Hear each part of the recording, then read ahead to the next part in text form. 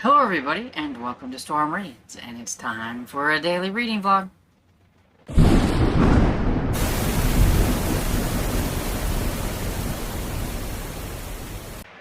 So hey everybody, hope you're all doing great. Thought I'd pop in here before I go downstairs to fix something for lunch, and let you know what I've been working on. So last night, what did I do last night?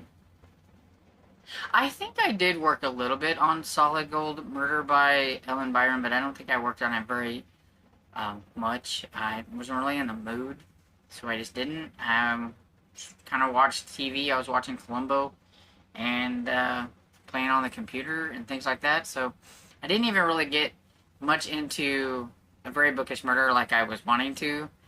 I just didn't feel like reading, and so I'm going to have to concentrate on Very Bookish Murder because I do need to get it finished today.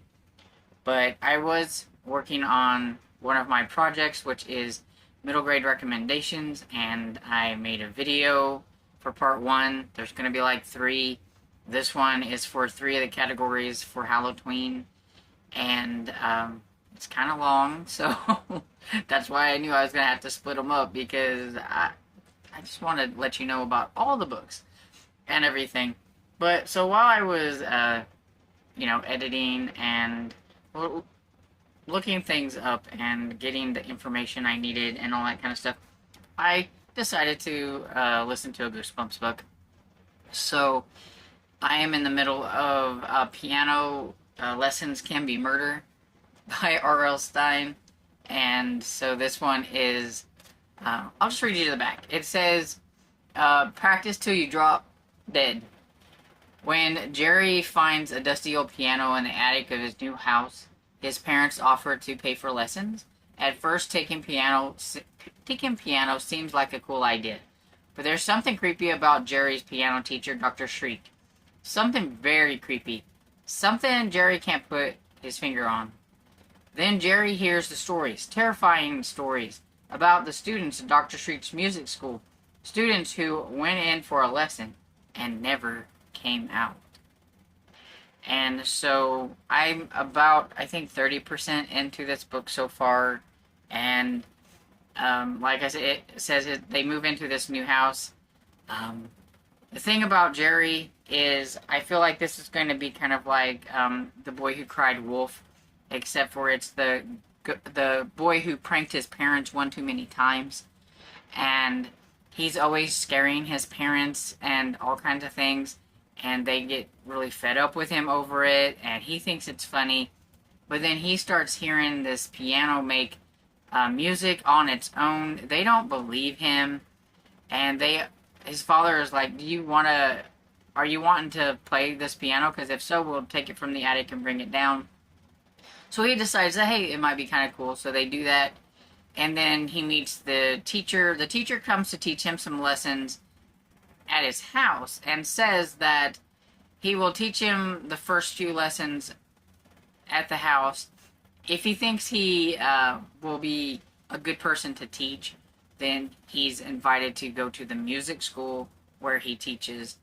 And so I guess the teacher is evaluating whether he wants him to come there so that whatever the teacher does where they disappear. I don't know. I haven't got that far yet, but he doesn't know. He thinks that it's kind of weird that his teacher's kind of weird, but at the same time, it's kind of cool. And so he hasn't really heard the stories or anything like it said yet, so we'll see how that goes. But he's heard the music playing from the piano a couple times, and his parents think that he's really just kind of pranking them or just, making things up. So I have a feeling that all the pranks and all the jokes and everything that he's done is going to come back to bite him. And so I've also been editing said video on the middle grade recommendations for the first three prompts and everything. So that's kind of what I've done this morning. And so now I'm going to pop off of here and get something to eat because I'm starting to get a little hungry. Hey everybody, I'm going to be making this the last clip of the day just because I'm going to be busy tonight. I'm going to be hanging out with Socks on Bargain Counter Argument, and we're going to be talking about collections and books and stuff like that. And that's kind of why I got some of this stuff over here. It's, I don't know what I'm going to be showing or what we're going to be doing. I'm going to be on her channel and we're going to be talking. That's all I know, pretty much.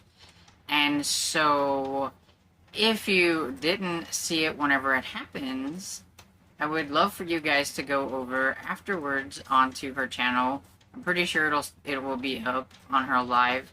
And her channel is Bargain Counter Argument. So, check it out later.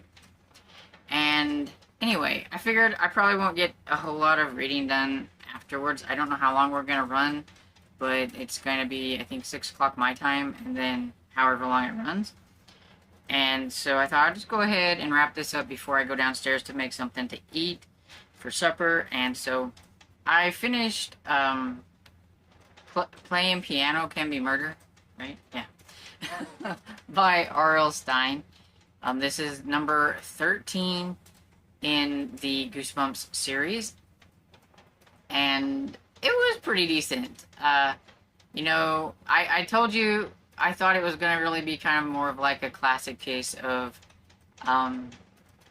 Crying Wolf, because like his parents never would believe that the piano was haunted or that anything bad was happening or any of that stuff, because he spooked them one too many times. He, keeps waking them up in the middle of the night, but they never see a ghost. And so they certainly believe him. And Dr. Shrieks, I figured there was something to do with the hand, since that's what we have on here and everything. And especially whenever Dr. Shrieks kept saying that the boy, whose name I don't remember, Jerry, had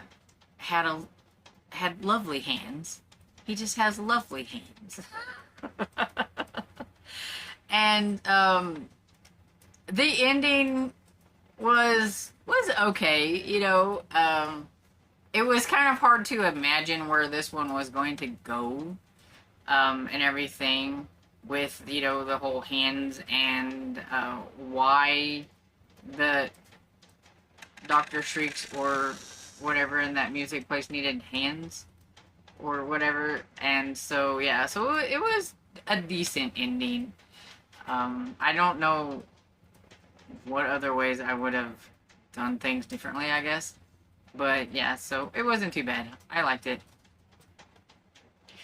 Then I listened to a little bit of Solid Gold Murder by Ellen Byron, and I am 71% into that one. I still have no clue who done it. I've not really been trying to figure it out. I've just been listening to it to, see what happens. And so yes, I'm 71% into that one, so hopefully I'll be able to finish that one up soon. And I really need to get to my Mummy vs. Your Ghost by Paul Tobin, because it is one of my Everbloom Academy books. And it is, I'm going to say, an eyeball / listening to the text-to-speech on my phone kind of a thing, because I will probably need a little bit of help getting going and getting it done, because I also need to finish tonight A Very Bookish Murder. And so that'll probably be what I work on after I get done with being on Socks, is A Very Bookish Murder. It looks as if it could rain. There is some thunder outside. We really need some rain, but I don't know if it's going to rain or not. But hopefully it doesn't do anything nasty, so that it doesn't affect my going on the computer later. But yeah, I just heard some thunder, and so did Dresden.